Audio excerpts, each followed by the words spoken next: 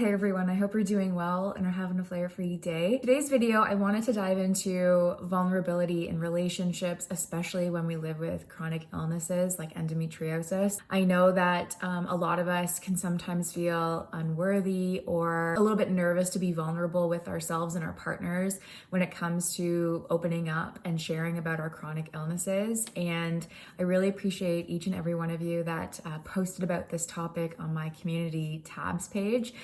It's been really fun to communicate with you on YouTube and to see what kind of videos you'd like to see. And this was one that came up to the forefront.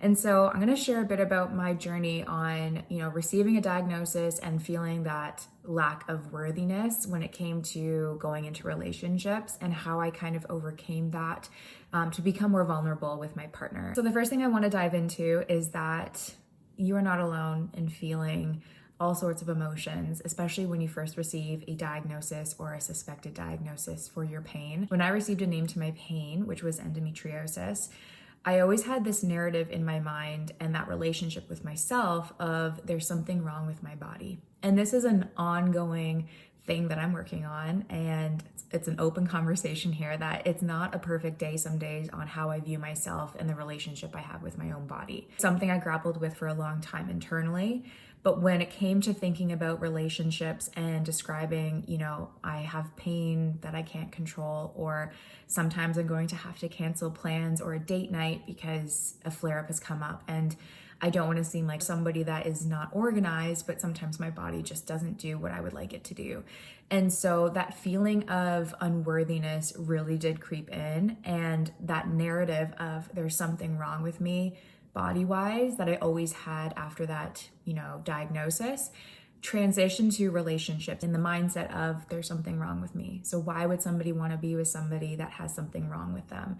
And that I think I held on to for a long time. And it's really hard to give advice on how to get over that, because I think what allowed me to get to a stage where I felt comfortable enough and worthy enough in relationships, or to talk about it openly around my diagnosis with those that I was dating at the time and now with my fiance, is that I came to a realization of feeling comfortable enough with my body and my diagnosis itself. If we receive a diagnosis and are still grappling with what that looks like for ourselves, what that looks like for our future, are still grieving what our life looks like with that illness, I don't necessarily think that we're in the proper mindset to dive right into a relationship. It takes time to fully understand how that disease impacts our bodies. It takes time to educate ourselves, to properly talk about it with somebody that we care about or want to pursue a relationship with. And so for me, when I received a diagnosis, I took a lot of time for myself to really dive into a moment of singleness and to not put additional pressure on myself to make a relationship work, especially when I didn't really necessarily know how to describe it properly or how to build up my worthiness to feel worthy enough to be in a relationship with somebody. And so the things that I continue to do to build my feeling of worthiness is, again, it's a work in progress, is to acknowledge the things that I bring to the table outside of my illness. Yes, my illness is definitely a part of me, and it's a puzzle piece that I own now and I am actually proud of, because I feel like I can spread awareness around it and I feel really empowered around endometriosis. But I also realize that there is so much more that I bring to the table, like my care for others and my ability to listen intently to those that are talking to me. And I just really deeply care for a lot of things outside of my illness. And I feel like sometimes we forget about all the other things we bring to the table. My first thing I want to say to you is please don't forget about so many things that you bring to the table. You're a sister, a daughter, a friend, a colleague, a person that's on a sports team. You work so hard on so many things in your life, and that your illness is, yes, a part of you, but it's important to recognize that your worth is not surrounded by your illness. I feel like inherently reminding myself that I was so worthy of love and respect, I think is an important one, respect in a relationship, that I was worthy of all of those things outside of my illness, and that my illness didn't need to define who I was, even though I felt like it did at the time. And so it took me a while to get to that stage of, realizing I bring so much more to the table and I have so many things that I'm worthy of. And I think what helped me activity-wise was journaling. I always talk about this on my channel, but journaling really helped me come to terms with my illness, come to terms with how it impacted my body. It allowed me to educate myself on the disease, and it allowed me to really express myself so I can feel confident to talk about it with somebody external from myself. It allowed me to feel more confident to be open with others around it, and made me feel like, yeah, I'm worthy of love. Like, this is just a small part of myself, and I bring so much more to the table. Next thing I did to build up my sense of worthiness for relationships and to build a sense of vulnerability with a partner was to identify my fears around entering into a relationship with a chronic illness. I really went inwards and I said, is my fear rejection? Is my fear that they're not going to understand fully what I'm going through? Is my fear that they're going to understand and then get fed up early or later in the relationship and I'm going to be left alone? Is my whole sense of this fear surrounded around my illness, or is it around my personality? There are so many things that were fear-based entering into a relationship. And when I sat down with myself and my journal and really identified my fears, I realized that the fears surrounded the other person, and that I can't control what they're going to think of me, and I can't control what they're going to think of my illness. And at the end of the day, that person is not meant for me, because if they don't understand a huge puzzle piece of who I am, yes, it doesn't necessarily define who I am, but it is still a part of who I am, and it can impact our relationship, especially around fertility and all of those things when it comes to endometriosis. I realized that my fears were valid for sure, and that it's so important to recognize that our emotions are valid, especially when it comes to chronic illness emotions. But I can't control what the other person is going to think. And the best thing that I can do is show up for myself, be as authentic as I can around what I know about my illness, how I know that it impacts my body, be super open with that person. And building that vulnerability takes time. And I think sharing small little things about my illness at the time was helpful in that vulnerability, not diving into it all at once saying this is endo and it's like blah blah blah blah blah, all these things. It was like, I have endometriosis, we can talk about it at another time, but it's something that I have, and it impacts me on a daily basis. Like, I just find that sharing little things over the course of our dating time built that vulnerability, allowed me to share openly, but it also allowed me to realize that if that person is meant for me or not, if they understand what I'm going through, if they're there for me, again, if they listen intently to what I'm going through, ask questions, because that's also important in a relationship. You want someone to feel like they care enough about you to ask more about you. And I just felt like identifying my fears was a way to do that and to build that worthiness. Identifying my fears around being vulnerable allowed me to see them out on paper, and it allowed me to address them as well. So if it was a fear of rejection, okay, why do I feel like this? And what's the worst case scenario? Okay, well, I'm rejected by that person. Not meant for me. Being hurt, I think, is a huge fear as well. And that consistent sense of feeling unworthy can build up if we're rejected again for our illness. But again, that's something that comes with being a human. Whether we have illnesses or not, rejection takes place in different forms, whether it be we didn't get the job we wanted, we didn't get to the school we wanted to go to or applied to, or if it was a relationship where we went on a couple dates and they just said, not for me. It can be really hurtful, but I think it's really important to realize that every human experience has rejection and hurt, and it's not an easy thing to say, and it's not an easy thing to come to terms with at times, especially in the moment that we're living it.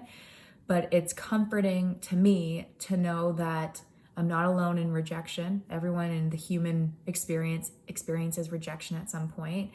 And feelings of hurt, well, that's bound to happen sometimes. I think when we break down the vulnerabilities and the fear around them, we can make them more manageable in our mind's eye and think, okay, I can handle this. Or I can say, worst case scenario, they're not meant for me. I started in my journey as well challenging negative self-talk. So what I mean by that is sometimes a thought would pop up into my brain of, oh, your body is working against you, or you're not worthy, or, your body is stupid, or whatever it is. And I would challenge that idea or work really hard to say, whoa, like that's not what I want to hear today, or like that's wrong. Like I'm so strong. The ability to get up after a huge flare up is strength. The ability to continue doing our day-to-day tasks after a flare up or extreme fatigue is strength. I'm doing the best that I can do with the resources that I have and the body that I have, and I am so goddamn proud of myself. And practicing that self-talk every day is, again, a journey in itself. There's not going to be perfect days, but having little post-it notes on mirrors to say you are worthy, or you are so strong after a flare-up, or you are so deserving of love, little reminders on your mirror or in your car or wherever it may be, really helped me build that self-confidence and build that boosted, sense of worthiness for myself to say, even in relationships, if things don't work out on the dating scene or whatever it may be, or I feel that sense of rejection, I can fall back on myself because I'm always going to show up for myself. I'm going to build myself up. I'm going to talk positively about myself and show up for myself so that I feel confident enough to show up for other people in relationships. It's a practice in itself, but I find that helped me build a sense of worthiness and vulnerability.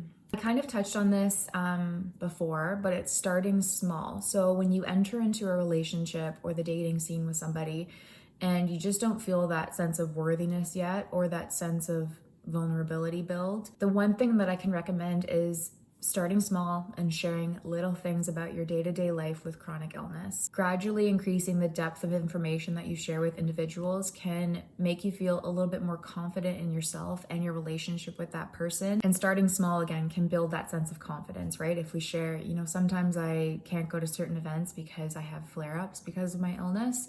They may ask questions about it, but if they accept that and you continue to talk with them and they continue to see you as who you are, it can build a little bit more confidence to say, yeah, you know how I mentioned that I deal with flare-ups and they can kind of knock me out? Well, this is what it feels like to have a flare-up. And you can go on from there and share little things in your day-to-day life that gives them an inside scoop of what you deal with. And I think having that small bite-sized piece of information can be really helpful for that other person. Because again, I tried to put myself in their shoes, the person who I was seeing at the time, or even my fiance now, it took me so much time and education to educate myself around what was going on with my body. And I can only imagine how that person would feel overwhelmed or out of their depths at times, because I was like word vomiting everything that I knew about endo on top of them in the first, week of seeing them. And I realized that it took me a couple of years to fully digest what happened to my body and how it impacts me. So I need to really recognize that I can only give them bits of information to really digest it and to really come to terms with it before continuing on sharing larger aspects of my illness. Another thing that really helped me feel a sense of worthiness and vulnerability in relationships was, outside of romantic partnerships, was surrounding myself with people that supported me and saw me for who I was. So supportive friends and family. I think it comes generally with living with chronic illnesses, but having the ability to be open and authentic with those that cared about me and didn't judge me for who I was or what I was saying allowed me to build a sense of confidence and boost my sense of worthiness around how I was describing my illness or how flares impacted me. And if my friends had questions, I could, change the way I described something. And that allowed me to say, okay, they now understand the way I described it that second time. So that's how I'm going to use the phrase to talk to somebody else I care about in the dating scene. And so it's kind of like a buffer or a sounding board to practice what we're going to say and build that sense of confidence and worthiness before sharing with that romantic partner. So that was also helpful for me as well, to have that sounding board to build my confidence and boost my sense of worthiness. I do want to say that all the things that I'm saying right now are a work in progress. It's not going to be like tomorrow I feel worthy and I'm so vulnerable now. Like, these are practices that I've really worked on for myself, and these may not work for you. I'd love to hear in the comments down below what helped you feel vulnerable and worthy in relationships with chronic illnesses and chronic pain. I think the number one thing I want to say is that even if you don't feel worthy of relationships right now or feel vulnerable for relationships, Know that you are worthy of love and respect and that sense of security with somebody. If you choose to, go that route of finding a partner, you're also so worthy of love and respect from those that are in your friends and family group. It doesn't have to necessarily be a romantic partner that you get this sense of worthiness from. Sometimes if we surround ourselves with people that don't support us, it can really break down our sense of confidence. And especially when living with a chronic illness, it is so important to find those people that see us and validate us and see our authentic selves, because at the end of the day, this is who we are. This is our authentic selves. Yes, I'm M, and I live with a chronic illness that impacts me on a day-to-day basis, but I'm also a friend. I'm a federal lobbyist. I love politics. I'm a mother. There are so many things that describe who I am outside of my illness. And if it's one thing I want to say to you, is that your illness doesn't need to define you if you do not want it to. You don't have to talk about your illness with others if you don't want to. It's your prerogative. But if you really want to, I hope that these tips and tricks kind of help you along the way. I'd love to hear how it goes in the comments down below on how your journey is going with finding a sense of worthiness and a sense of vulnerability. I'm so proud of you if you're on this journey. Again, it's not easy at the best of times. So just know that it's a work in progress, and do not be hard on yourself. Self-compassion and that sense of self-love is so important on a day-to-day basis. And that can be, again, journaling to show that self-love. It can be having a bath. It can be getting your hair done. It can be whatever it is that makes you feel good and makes you feel like there's a sense of yourself that's being supported. That's how you receive self-love. And I hope that you practice it on a day-to-day basis, or at least a weekly basis, because again, you are so worthy of self-love and compassion. And I feel like when we have those things supported, we know that if any rejection happens, or if anything kind of fear-based creeps into our worthiness and vulnerability in relationships, we have ourselves to fall back on, and that we can catch ourselves and say, no, we're okay. That person's not meant for us. And we're going to move on when we're ready to do so and take care of ourselves. And that's the best thing that I can kind of offer right now in this video. I hope that this video helps. And again, feel free to comment down below if there are any things along your journey that have helped you feel more worthy and vulnerable in relationships with a chronic illness. With that, I cannot wait to talk to you on the next one.